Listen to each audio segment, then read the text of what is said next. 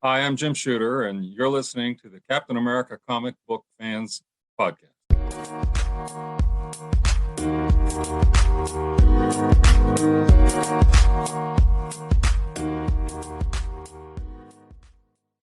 Greetings, Cap fans, and welcome to episode 72 of the Captain America Comic Book Fans Podcast. I'm your host, Rick Verbanis, and as always, I'm joined by, some people say the best gosh darn co-host out there, and that would be Mr. Bob Lucius. Hey, Bob. Hello, Marion.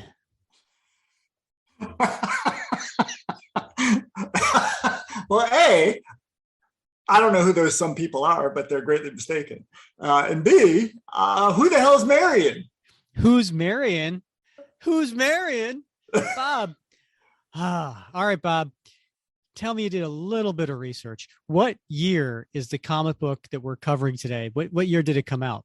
Oh, gosh. Was it around 81? It was precisely 81. All right. Okay. Uh-huh. And Bob, what was the number one grossing movie in 1981?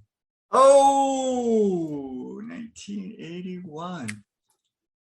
I don't know, Rick. I don't know. I don't work well under pressure. What was the Raiders of the Lost Ark? Oh gosh.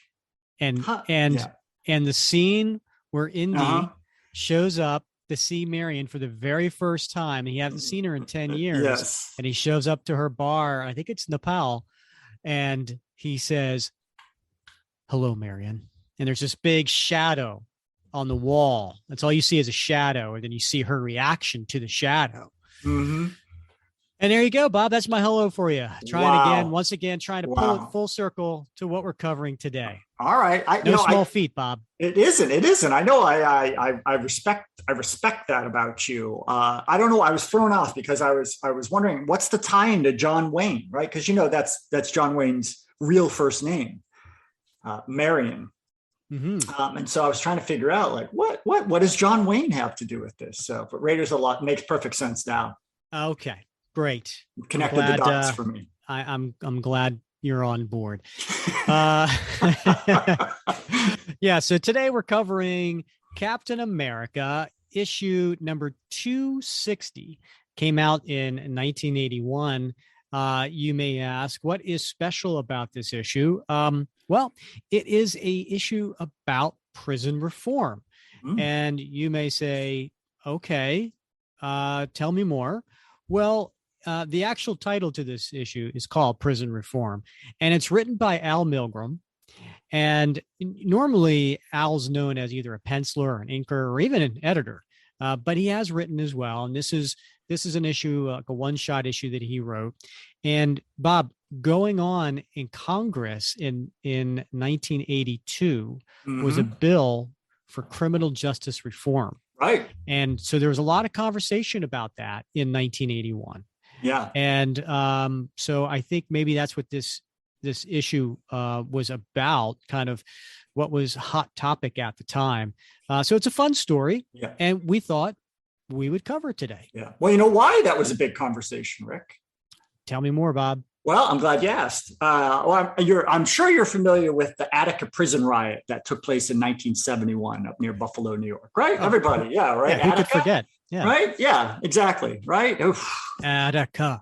Yeah, exactly. Yeah. But in February 1980, there was another significant prison riot that led to something like 44 inmates being killed. And that was the 1980 New Mexico State Penitentiary riot that took place over a period of a couple days. And it was brutal.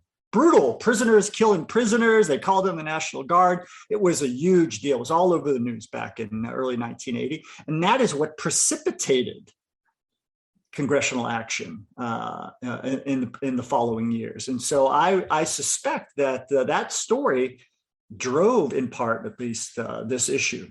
Yeah. Hot topic in that time in 1981. Yeah. And you know what? We should ask the writer, Al Milgrom, about it. That's a great idea. Yeah. Matter of fact, I think Al's going to be our guest in our next episode. So we're going to have Al, legendary inker, penciler, editor, and writer be a guest on the show next episode with episode 73. So let's keep that in the back of our mind as we're going through this issue of some questions we may want to ask him. Indeed. So Bob, we have a little contest that we got going on, right? We don't really need to talk about it, right? Do we? We can just skip it this week. Well, I don't have any progress to report one way. Some progress, or what are they? What's it? What's regression? Deprogress? I like deprogress better. Neither one of those is ringing a bell for me this week. So it was a tough week, Bob. It was a tough week. It was. So for those who aren't familiar, and you haven't been listening to the last, 5 or 6 episodes, shame on you, but we'll get you up to speed. So we have this. We figured at the beginning of the year, we found out we both had a goal of losing 10 pounds. So we said, all right, well, let's motivate each other. Let's have a little contest. Mm-hmm. And the loser of the contest has to sing a song on air from the winner's choice.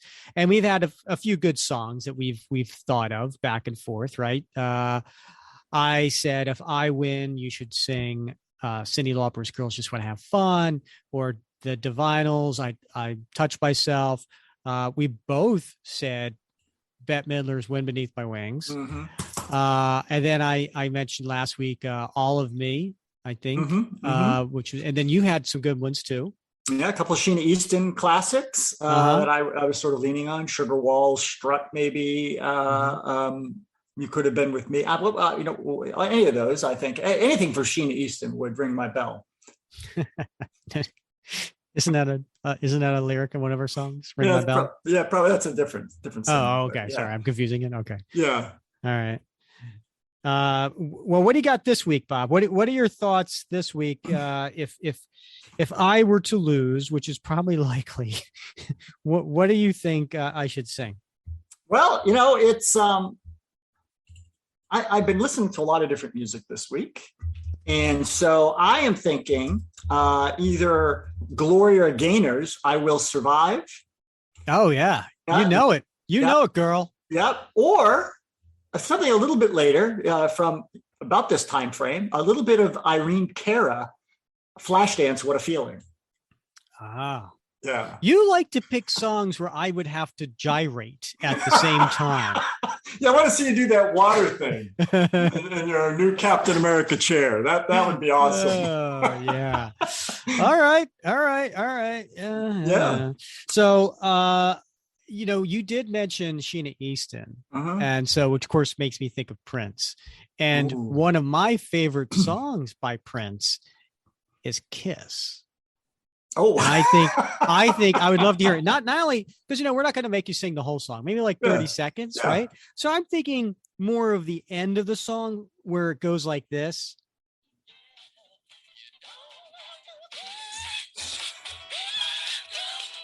Don't have to be two to rule my world. Here it is.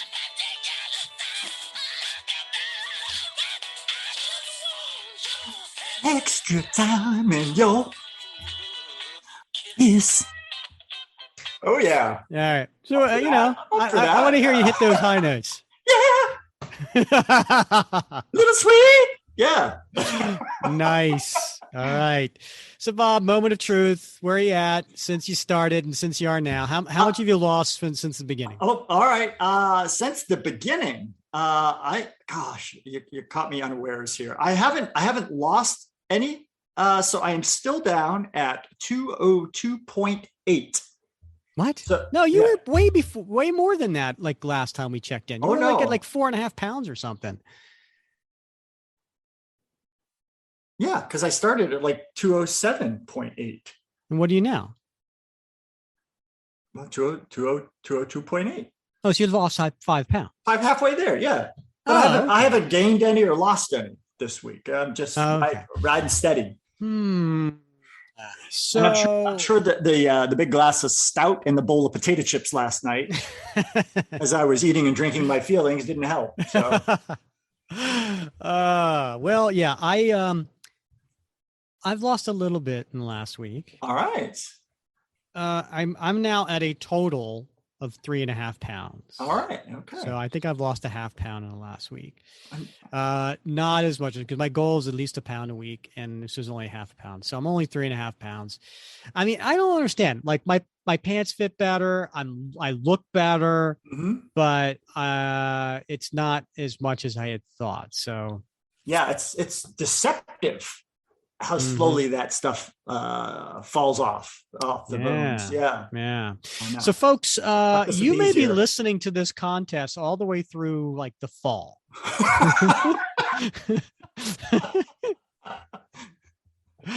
That is so sad. We're That's gonna so struggle sad. to come up with new songs every week, as much as I struggle to come up with a new hello every week. Oh, this is so sad. All right. Hey Bob, we have another Apple review, 5-star review. Yes. Yeah. So we got a new review in, and this one is from Jason Olson. And Jason, by the way, is a member of our Facebook group and writer of a really nice, like, fun book about Mark Grunwald, longtime Captain America writer. So we appreciate Jason giving the review. And the title to this is "Put Your Thinking Cap On." Nice. Right? Yeah. Ah, we love puns. Yeah. We love puns. And it's a little long. Here you go. I was introduced to this podcast late last year, and from that first episode on, I was hooked. Obviously, Captain America is a character I care deeply about, and if you're reading this review, you probably care about Cap too. But just finding a podcast that talks about a thing you like is no guarantee that you'll stay with that podcast.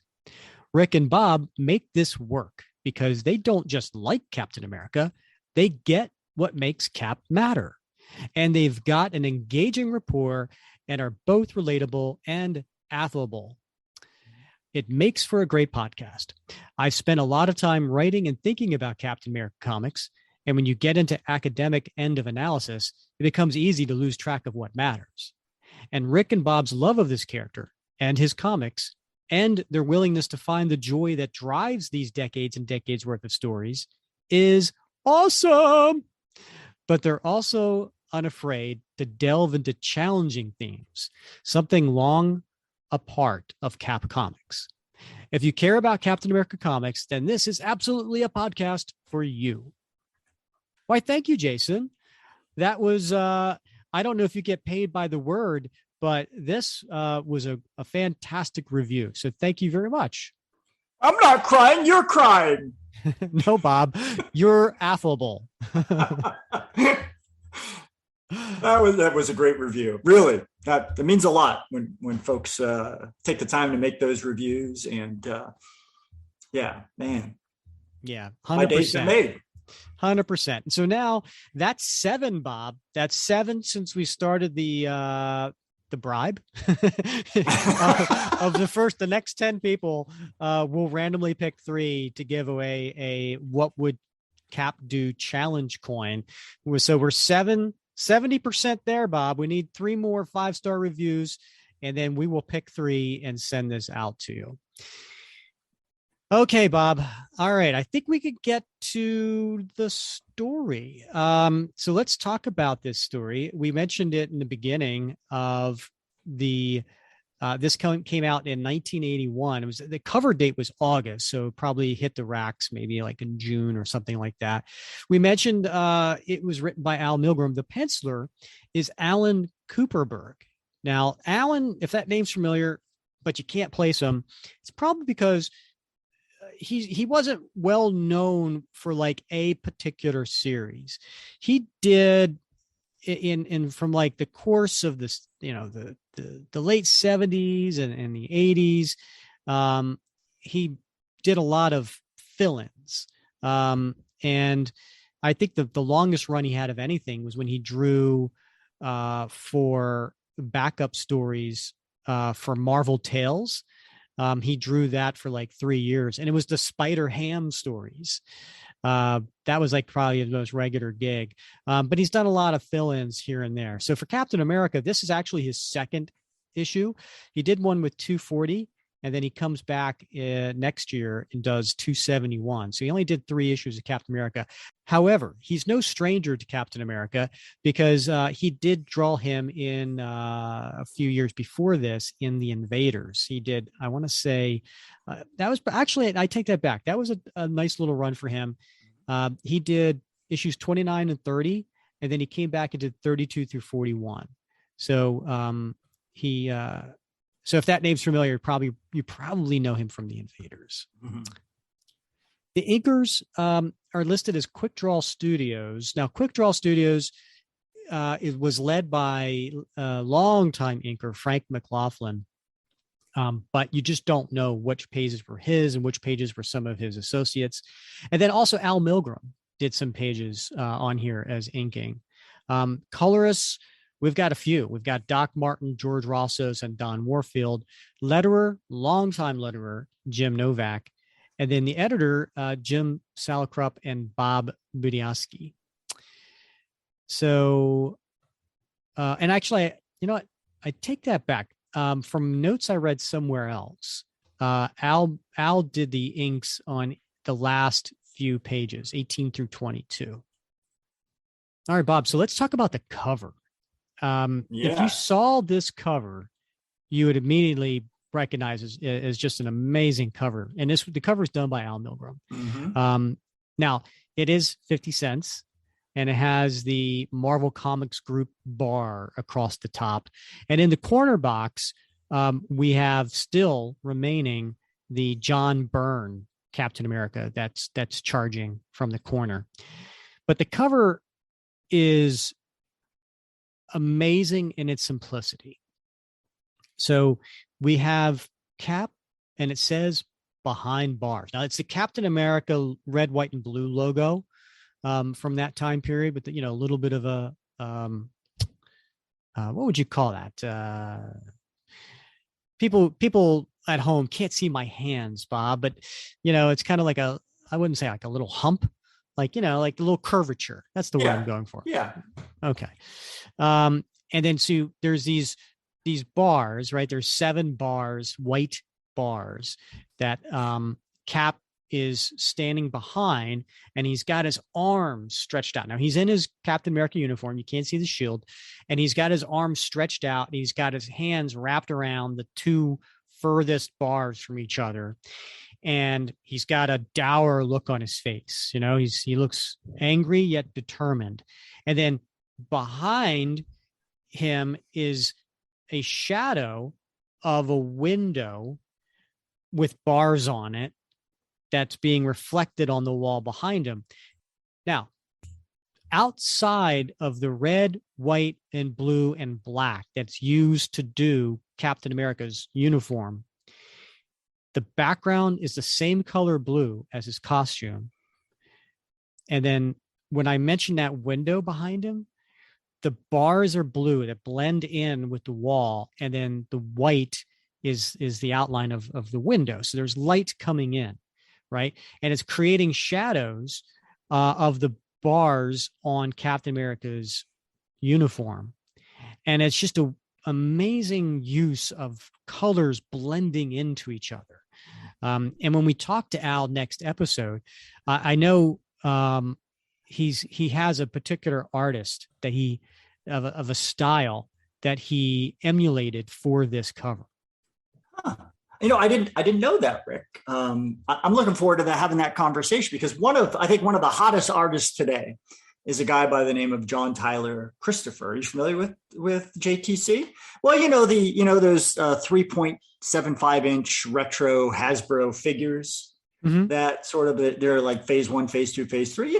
There's a Captain America one, there's a U.S. agent one. Those are little ones, right? The Hasbro figure. Right. He does all of the art for the cards. He has a little bit of a John Byrne look to him. He does, but he's also very well known for his negative space variants. And so he's done a whole slew of them for Star Wars characters. He's done some Spider-Man ones. He's done Ms. Marvel. He's done a whole bunch of them.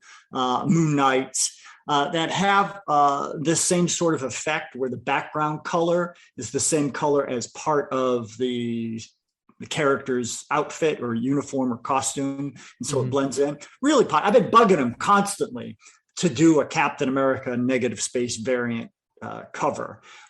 But I wonder if he's been at all influenced by this cover, or they have the same art influence that influenced Al to and his style for this cover. So I'll be interested in that conversation.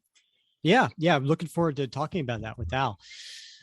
So we get to the opening page, and we see Captain America. He is walking through a prison, escorted on either side of him by two armed guards, armed with billy clubs, and they're in full uniform. And Cap's walking between the two of them, and he has his shield. And the inmates are at their doors, right? And they're putting their fists up and they're yelling at him.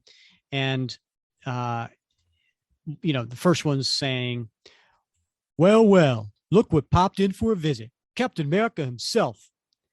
That fancy pants flags waver is the creep who set me up in this joint. Same here. What's up, hero man? You come by to gloat? He looks real brave, don't he? Strutting in here with a police escort like he owned the place. Yeah, sure wish he was on the inside of these bars for 10 minutes. We'd take that pride out of his hide. And then the guard comes up to one of the cells and says, okay, Cap, this is the cell Warden told us to bring you to. And then they get to the next page, Bob, and it's a big splash of them throwing Cap in. One guy takes his shield, the other guy pushes him in. And they're like, now get in. And it's a big title splash, and it says Prison Reform. And then the credits say crime reporter Al Milgrom, police sketches A. Kupperberg, quick draw on Al Milgrom, letter of the law Jim Novak, Doc Martin alias Rossos and Don W., the warden Jim Salakrup, the governor Jim Shooter. So he's the editor in chief. I like that. That's cute. That is clever. So then we get to the next page, and Cap's kneeling on the floor like he just got pushed in, and then we see his cellmates. But the guards behind there goes like, "Here's your new cellmate, boys. But it beats me why anyone would request a cell with Thumper Morgan, the toughest con in the joint." And Thumper's like, "This is too good to be true." And then there's a young kid in there, little blonde guy. He could be more than 18 to 20, right? Mm-hmm. And he's like, wow. And then Thumper comes over, kicks Cap while he's down on the ground. Captain America thrown into my cell. I almost beat you last time we rumbled. This time I'll kill you. When was the last time we rumbled? Oh, that was Tales of Suspense 62, Rick. That was a long time ago with the cover date of February 1965. Wow. So this is 16 years later. So Cap recovers and he springs up by kicking Thumper in the face. Your memory is as weak as your chin, Thumper. As I recall, our last set two went pretty much like this. Bah, I'm bigger, stronger than you. Is this cramped cell? Your speed won't do you no good. Gotta duck.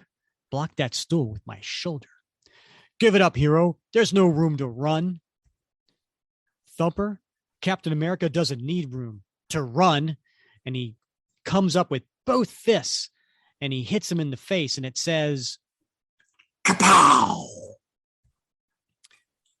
I'm going to be here for a while, Thumper. So let's make the best of it. You won't take me by surprise, and you can't beat me. And he puts his hand on the shoulder of the blonde kid. I notice you didn't join me in the fracas, son. Thanks. How did a youngster like you end up in a cell with a hard case like him, anyway?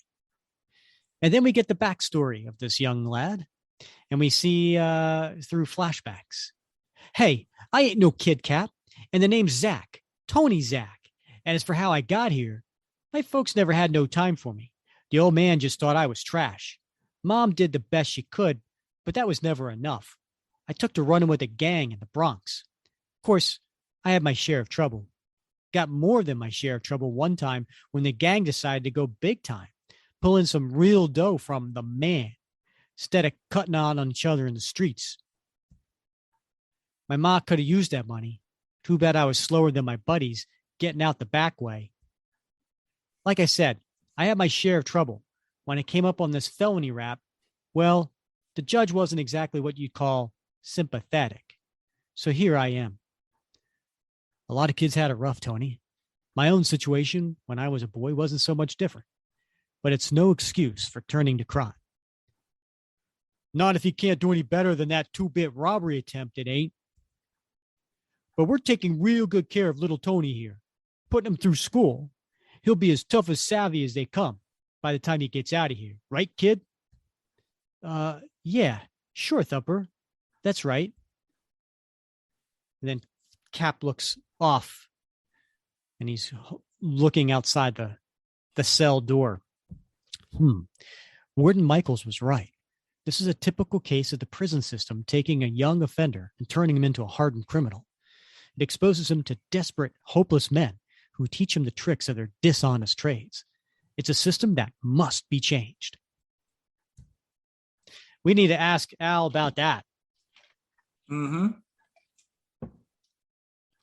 Say, Cap, you ain't told us why you've been thrown in the lockup. It ain't every day we get a big hero for a roommate. I'm in here for just one reason, Tony. To escape. On that enigmatic note, lights out is sounded, and this odd assortment of cellmates retire to their respective cots. The night passes slowly, but it does. And with the dawn, Captain America is escorted from his cell to attend, and he's in the office of the warden. A press conference? Yes, Cap, I thought it was the best way to reveal the reason behind your incarceration here. And there's a whole bunch of reporters, and they're taking, they have their pads out because they're writing with, pen and paper. Remember those days, Bob? Mm-hmm. Got my pen right here. I don't have any paper, though. Oh.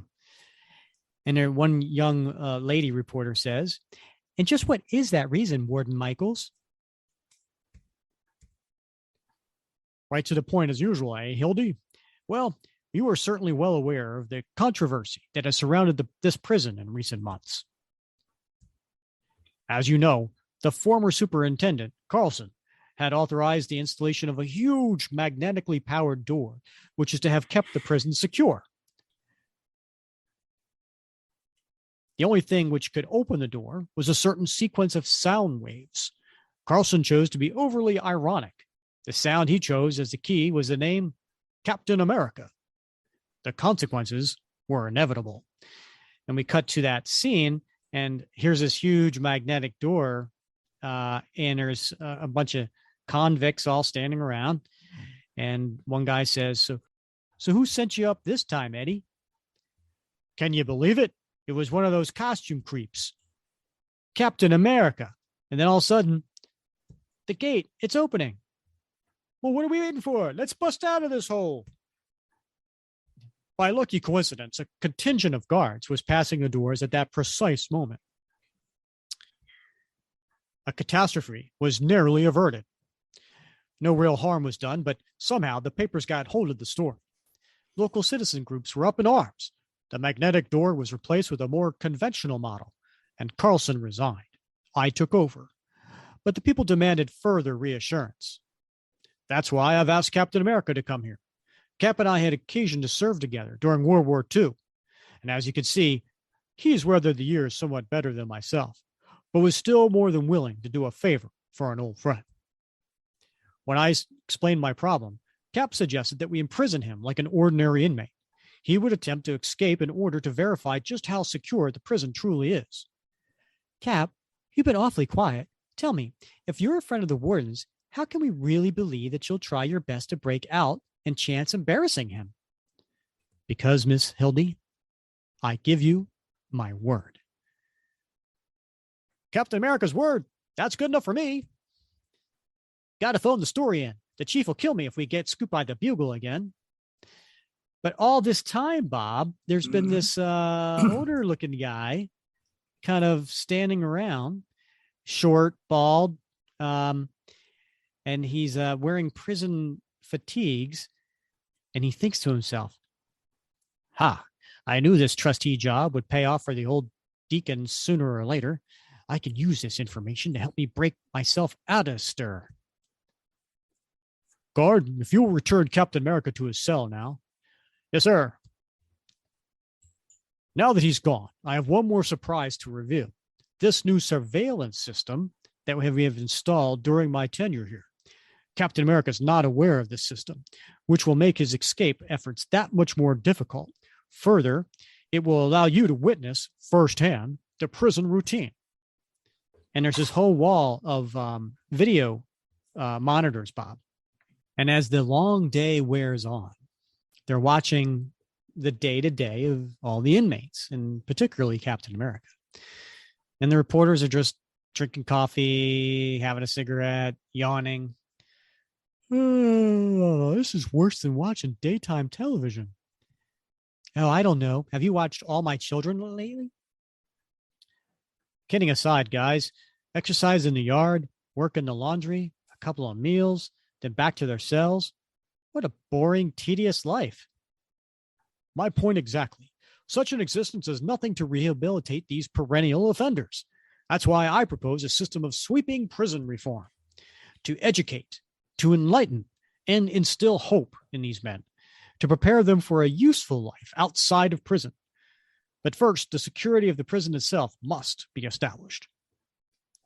So then we cut to outside in the yard where inmates are working out, they're playing volleyball, exercising. The next day in prison yard, Captain America is the subject of some controversy. What's the idea of them putting that Avenger in here with us cons? I don't like it. They're treating him like a regular con, but he must be in here to spy on us. Well, if he wants something to report, let's give it to him. And this guy picks up this huge dumbbell and he comes walking towards Cap. And another guy, he talks to our little friend, Tony. Yeah, he could tell them just how long a super stool pigeon can live when he's caged up with some tougher jailbirds. Hey, wait a minute, you guys. I think Cap's on the level. Stow it, kid. All right, red, white, and blue. How about some exercise? And actually, he throws a barbell at him. The Cap thinks to himself, I was expecting this. But he picks up a garbage can and he turns around and quickly blocks it. With barely a conscious thought, Captain America swings into action, blocking the hurtling barbell, becoming a human fighting machine. And he comes up and he punches the guy. But the guards, one are standing back. One guard says to the rest, hold it, boys. We could break this up if it gets too hairy. But Cap doesn't look like he's in trouble. Besides, this I want to watch. Is this how you men usually get a workout? Must play havoc with the attendance on the work details. Only one that won't be able to work with this little scrap is one is going to be with you, man. Lucky for me, he started talking before he started hitting. That gave me a chance to roll forward with the punch. And if he follows up like I expect he's going to, and then he ducks and the guy behind him punches the guy in front of him, he did. You tagged your buddy. Now it's my turn to get into the game. You're it. And he punches him in the face. Wow. And the guards are like, look at that guy go to town. A couple like him would make our job a lot easier. But there aren't any more like him. Besides, one's enough. The inmates would certainly share the guard's sentiment as Cap picks up a barbell. You guys seem to enjoy pumping iron. Let me show you a little trick I've been trying to teach Lou Ferrigno. Hey, Bob, who's Lou Ferrigno? Hulk smash. Yeah. Oh, Lou, man. Yeah. So back in 1981, this was that was a big show. That was, yes. The Incredible Hulk, Lou Ferrigno. Bill Bixby. Eddie's dad. That's true. Yeah. My favorite Martian. Nice. Right? I'm out. I'm tapping out. Okay. So Captain's running at them with the barbell. And he makes a funny, Bob. He makes a pun. You ready? Yep. It's not exactly a clean and jerk. It's more like cleaning up on some jerks. and look at him. He's twirling a barbell with weights on it. It's got to weigh 100 pounds. And he's twirling it like a baton. Yeah. What do they call those? A baton. No, my mom used to do this back in high school in the 1950s. A majorette. He's like a major. And she would twirl what? You know, the baton. A baton. Yeah, toss it in the air, all that. Yeah. Yeah. I'm just saying, he's like a majorette. Oh, okay. Except he's a captain. Oh. So he's not done. He's not done with the puns, man. He says, there's a guy coming up running behind him.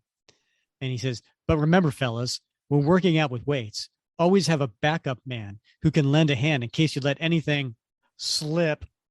Oops. And he drops a barbell on the guy's foot, which probably crushes it because it weighs 100 pounds. Yeah, right. Yeah. No worries. They got good health care in that in the lockup, I'm sure. I bet. Yeah. So all these guys are laying down on the ground, knocked out. And the guards are like, phew, that about says it. Man, look at the way those hard characters just move out of his way as he passes. Not many men could command that kind of respect. The guard is not the only one who has been impressed by Captain America. And as he's walking by, Tony comes up to him. Man, Cap, that was really something. I ain't never seen fighting like that. I didn't like it when those guys started ganging up on you, but now I see it was you who had them outnumbered. You got class. Thanks, Tony. You're not bad yourself. I heard you trying to talk those men out of attacking me. I appreciate the effort. Look, Cap, you said you were in here to try and break out. How come you haven't done it yet? I have to get to know the layout a bit better first, son. Besides, there's someone in stir here who I'm trying to help. And then he thinks to himself, and that someone is you, Tony. And as they're walking away, we see Thumper and with Deacon. Yeah, Deacon, right? And by the way, where do we know Thumper and Deacon from, Bob? That was, again, Tales of Suspense 62, Breakout in Cell Block 10. All right. That's cool that Al went all the way back 15, 16 years to almost do a sequel to that story. Yeah. I'm sorry. We'll have to ask him about that. And so Thumper says to Deacon, the kid sure is getting chummy with those stars and stripes, ain't he? Used to be he looked up to me. Sure would like to settle that hero's hash. Don't be a fool, Thumper. Huh? Who are you calling a fool, Deacon? Are all your brains in your fists? You know as well as I do that Captain America's sole purpose here is to engineer an escape. All we have to do is watch him, bide our time, then follow him out when he makes his break. Hey, that's right. Good thinking, Deacon. Of course. Now it's up to you to see that no harm comes to the good captain before he makes his break, right? Right. So now they're in metal shop, right, Bob? I don't know. What do they call that? Yeah, that doesn't seem like something you want prisoners involved in. Yeah, maybe they're making license plates. Oh, license plates. Yeah. Right. You know, Bob, I'm looking at this comic and I'm a stickler, man. Mm-hmm. White stripe under a white star the entire time. It's not good. Oh, yeah, there's two kinds of people in the world, Rick. Right? Yeah. It's just like when it comes to taking Funkos out of boxes, right? There's two kinds of people in the world. Right? There's those that actually enjoy their product and those that don't. Right, exactly. Yeah. So. Okay. Later that same day in the prison metal shop, I tell you, I'm getting sick and tired of seeing that red, white, and blue bozo everywhere I turn. Yeah, let's turn him blood red, black, and blue instead. unaware that he is the subject of the ominous conversation, Captain America works surreptitiously on a rather special bit of metalcraft.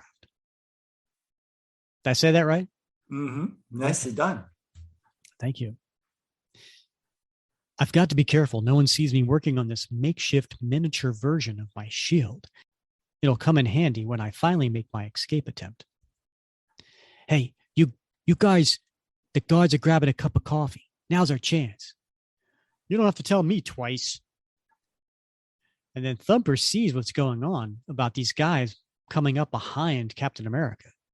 Uh-oh, I don't like the looks of this. And he comes over to stop them. What do you want, Thumper? I got business. If you got business with the hero, you'll have to take it up with me. Back off, big man. You just because you're afraid of your new roommate. Afraid? And he punches the guy. But another guy pulls out a blade. One of those cons pulled a knife. I better pitch in before someone else gets badly hurt. But first, I'll use this distraction to slip my shield under my shirt unnoticed. Then, to work. And he dives into the group, punching and knocking down 3 of them. And it says... Sorry, Rick, I was lost. You skipped right over the little editorial comment on the bottom where it says a Donnybrook ensues. I was like, Donnybrook. Oh, I was like, I generally understand what that word is supposed to like imply, but I was quickly looking it up because I was like, I have to know the actual definition for a Donnybrook. you're right. I did miss that. I do see that now. Yeah. We'll have to ask Al if he's been in any Donnybrooks lately. It's a scene of uproar and disorder. A raucous ideological Donnybrook would be an example. So like that's a word you don't really hear a lot anymore. Indeed. Yeah. So, but to answer your question, Kawam. Nicely done. And then as Cap's fighting a couple of the inmates, Thumper's fighting as well. Thumper seems to be more than holding his own, but hey, big fella, what do you say we wrap this up? You got it, Cap. And acting as if with a single thought, wrap it up. They do. And they do. They take the person they're fighting and they throw each person at each other. And Thumper thinks to himself, man, look at this guy. He ain't even breathing hard. And I'm sweating like a cold water pipe in the middle of July. Nice work, Thumper. You handle yourself well. Yeah? Thanks, Cap. You were pretty good too.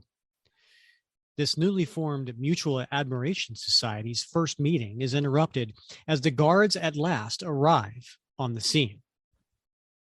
All right, you men, back to yourselves.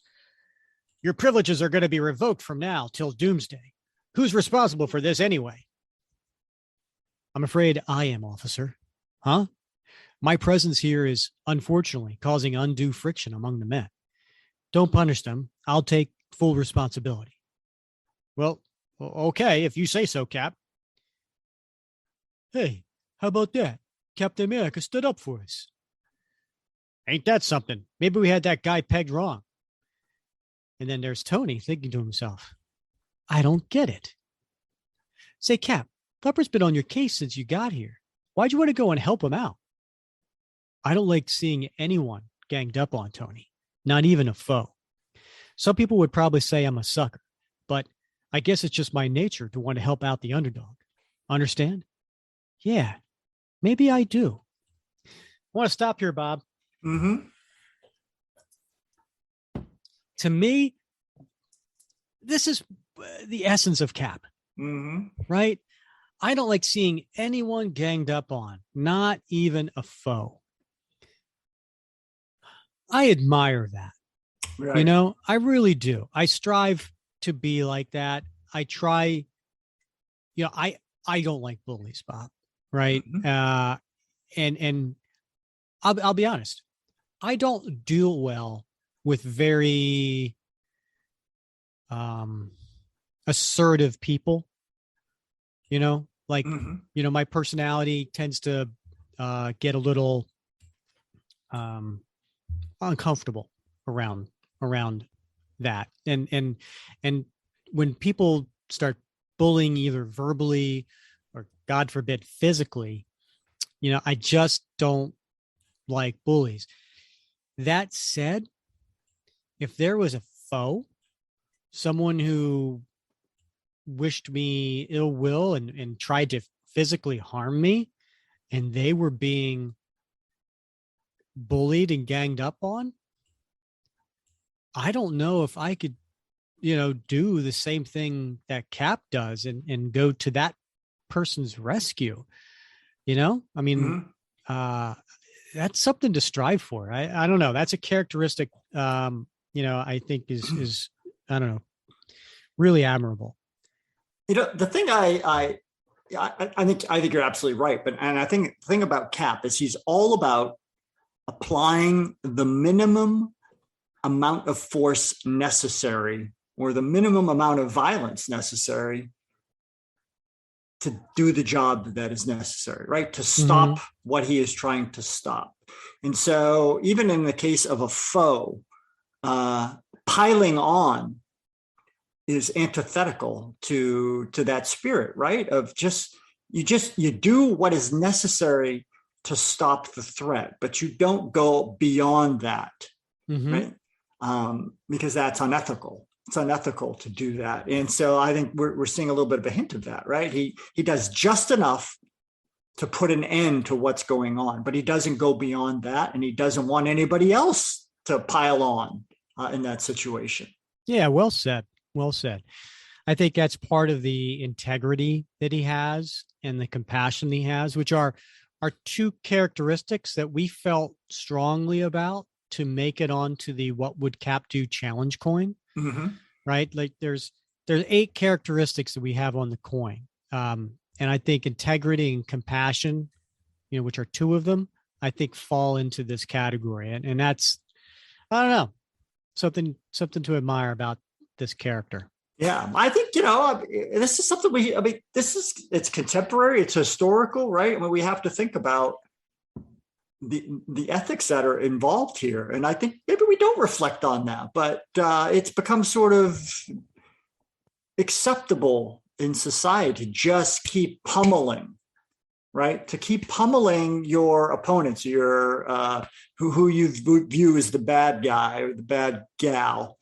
And just keep pummeling beyond the point where it's necessary to make a point or to stop them from doing what they're doing. And Cap opposes that. He stands for not doing that. And I think we should reflect more on what would Cap do in those instances. Yeah, it's a good point. I mean, the whole pummeling on, right? Kicking someone while they're down. Yes, yeah, exactly. I mean, but if you think about it, Thumper, the man he protected, kicked Cap while he was down in the cell, right? And that's a huge difference right there. Right.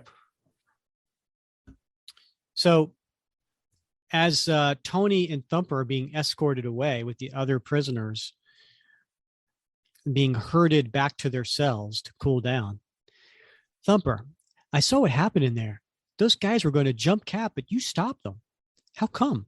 You starting to like the guy? Don't be stupid, kid. I had to keep him from getting wasted because he's our ticket out of here. Huh? Sure. The deacon and me, we got it all figured out, see? We figured when Cap makes his break out of here, the guards ain't really going to be doing their best to stop him. So a bunch of us can get away at the same time. Till then, we got to keep him safe. Stick close to him. And when he makes his break, keep him from spotting us. Then, while the guards are looking the other way to give Cap a chance to escape, we can get out too. And if we're real lucky, we'll get a chance to settle with the big hero man on the outside. But Cap just saved your life, and you still want to get him killed? Too bad, kid. I didn't ask him for no favors. You got to look out for yourself in this world. Anyone who don't is nothing but a sucker. You dig? Sure, Thumper. A sucker. But somehow, it just don't seem that way anymore. And the guards are like, all right, men, it's into a lockup. Let's move it. Come on, Cap, you too. Quit dragging your heels. Of course, guard. sorry. I just wanted to get in position to do this. In a single smooth, unobtrusive motion, which few men could duplicate, Captain America slips a thin metal plate into the door as it closes. This will keep the deadbolt from locking. Tonight, I make my break. The hours pass slowly, as they always do in prison. But at last, lights out is sounded, and towards dawn, Cap slides from his cot. Tony and Thumper are asleep, and if I'm going to make my move, it's got to be now. With almost inhuman stealth, the Avenger eases open the door of his cell and slips into the corridor. Got to be careful to stay out of the range of those hidden cameras I spotted. Clever of the warden not to tell me about those, but I never expected this mission to be completely free of surprises. And speaking of surprises, Cap thought I was sleeping, but I had my eye on him the whole time. Now I'll tell the deacon, and we can follow the masked man out of this joint. But Thumper is not aware that he, too, is being followed. And so Tony is following Thumper, who's following Cap. Hey, Deacon, it's Thumper. Cap's making his break. But how are you going to get out of your cell? Easy, my boy. As trustee, I have access to many of the keys. Of course, just being able to get out of the cell did me no good. But now that we've got Captain America to show us the way out of prison itself, let's go. Moving quickly, the deacon frees a number of fellow inmates in the immediate cell block. Why are you letting all these guys out, Deacon? There's strength in numbers, Thumper. Not only will these serve as a distraction to any guards who chance upon the break, but if it comes down to a battle, we'll need as many men as possible.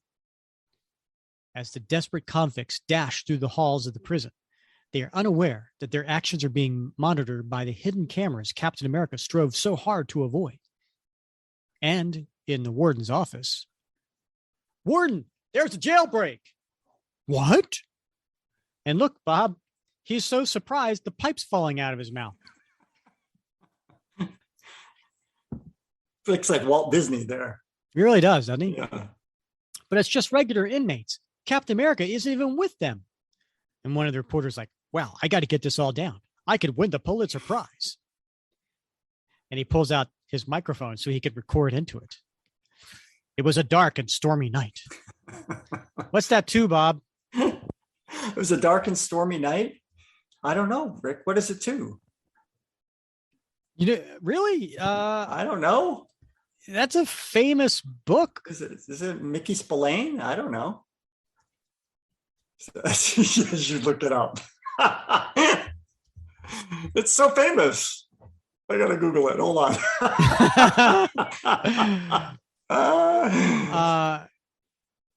There's a play. There was a play called "It Was a Dark and Stormy Night." All right. Yeah. Huh. Good to know. But where does that come from, though? I'm surprised that maybe it was an opening line of a Mickey Spillane novel. Oh, yeah, I can totally see that, right? You know, the first dark and stormy night was conjured up by the English Victorian novelist, playwright, and politician who rejoiced in the name of Sir Edward George Earl Bulwer-Lytton. Mm-hmm. It's become synonymous with Victorian melodramatic style, of which Bulwer-Lytton's many works provided numerous examples. This style has long been out of fashion and considered kitsch and risible. Now I have to look up risible. This could go on and on. But yeah, we're talking back in the 1800s, man. Oh, my goodness. There was a novel, Paul Clifford, and the novel began, "It was a dark and stormy night." It really was, because they didn't have electricity back then. Oh, God.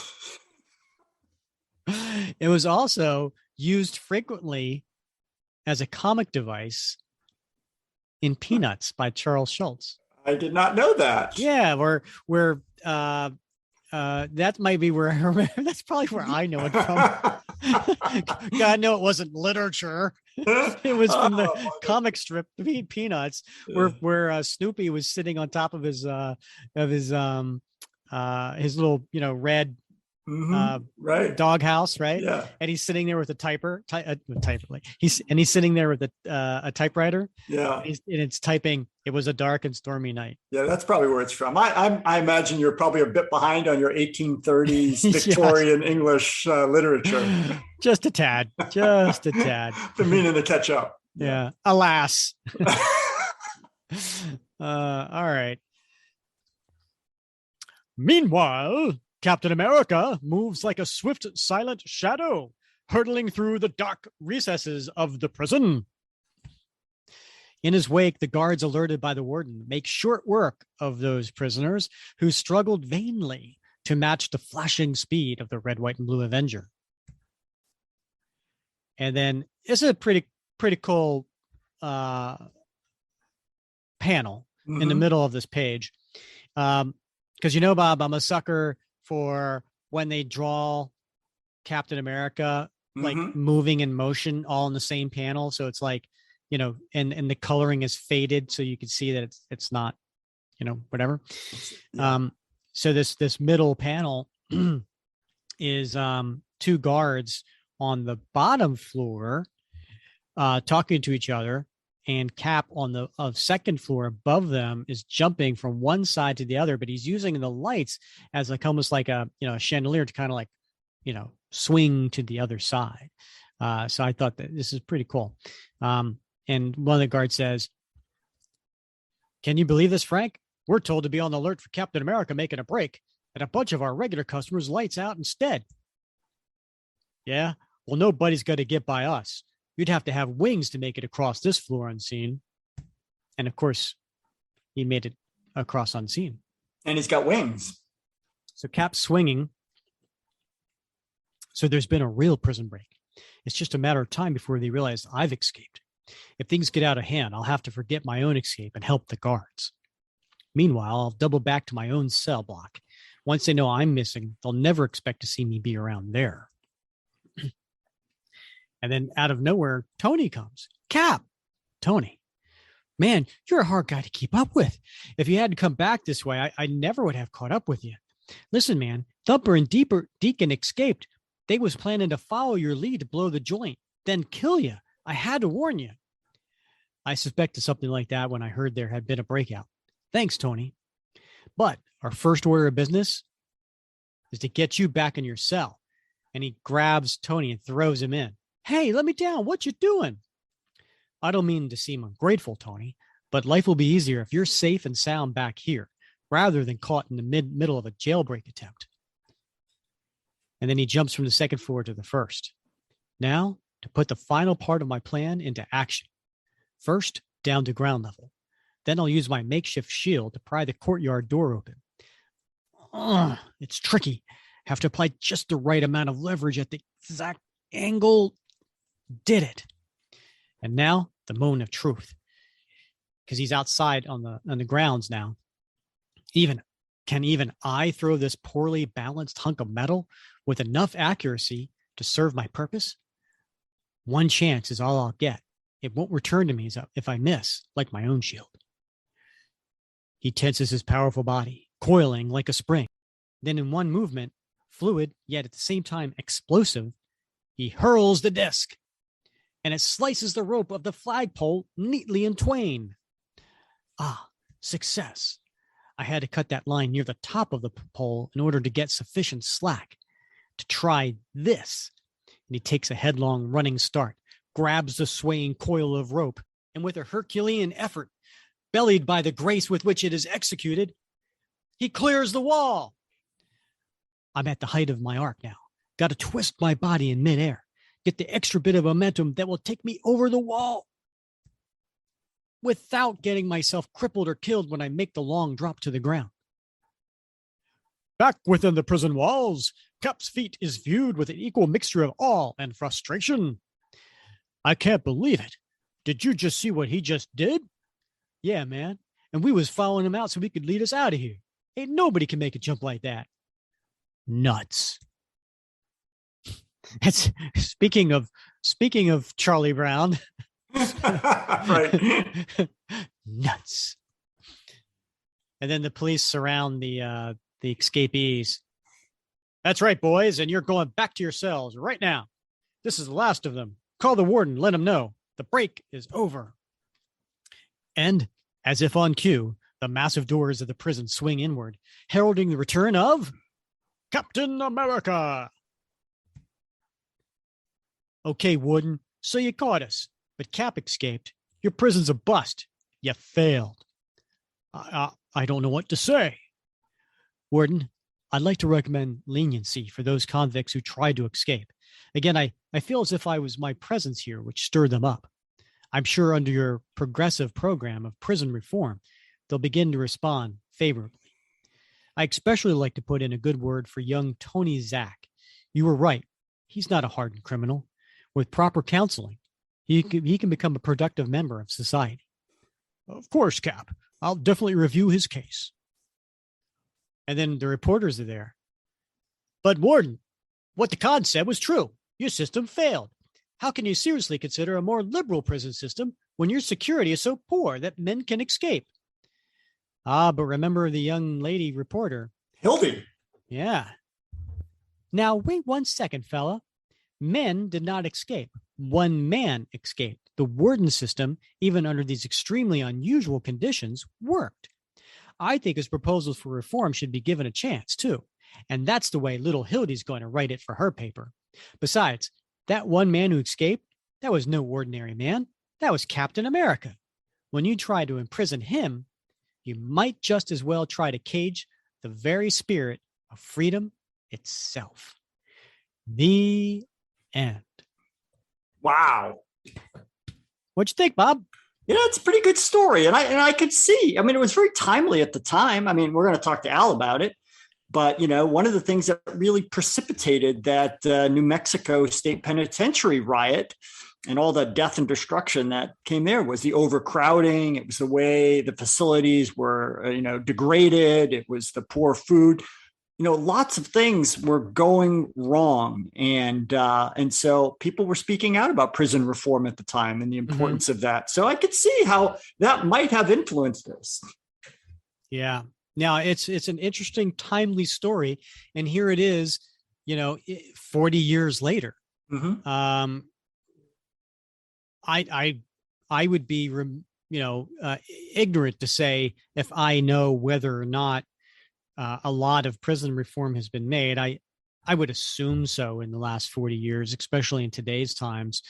But it was a hard-hitting topic at the time. So it'd be interesting to see how much Al Milgrom remembers of it from writing the story 40 years ago.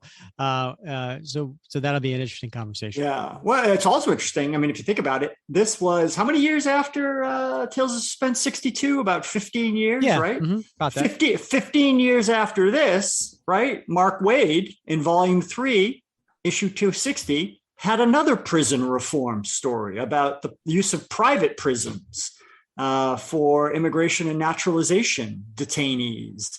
And so, this is a perennial question about, prisons and what sort of environment and how do prisoners get treated?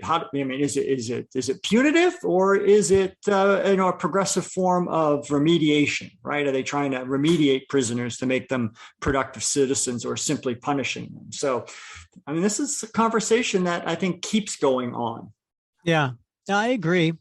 And for our purposes for this podcast series, we're not going to sit here and have a debate on prison reform and talk about whether it should be punitive or whether it should be something that's going to help those become better citizens and get reacclimated back into society when their time is served. But this podcast series does hopefully raise the question so that you can give it some consideration yourself and ultimately consider, what would Cap do? Right. But I think this story sort of exemplifies, when we talk about, and Tom Brevoort mentioned this in our interview with him, that, comics try to stay away from real world things, right? But they take real world things and present them in ways that just cause us to maybe think about issues more broadly. Mm-hmm. Right. And so this wasn't about a particular prison outbreak, right? But it talked about prison reform. So it broadly broached a subject and maybe piqued some interest in comics readers to explore the topic a little more fully. And that's one of the things that comics can do. Comics can be entertaining, but they can also spark interest, right? And cause us to educate ourselves and become more informed about topics. Yep, 100%. And just so people are aware, we're not only going to talk with Al Milgrom about this particular issue. Al was, he was also a longtime anchor on Captain America, where he was teamed up with penciler Kieran Dwyer. So we want to talk to him about his time on the series with that. He also penciled a few issues. We want to talk to him about that. He also was the penciler for Secret Wars 2.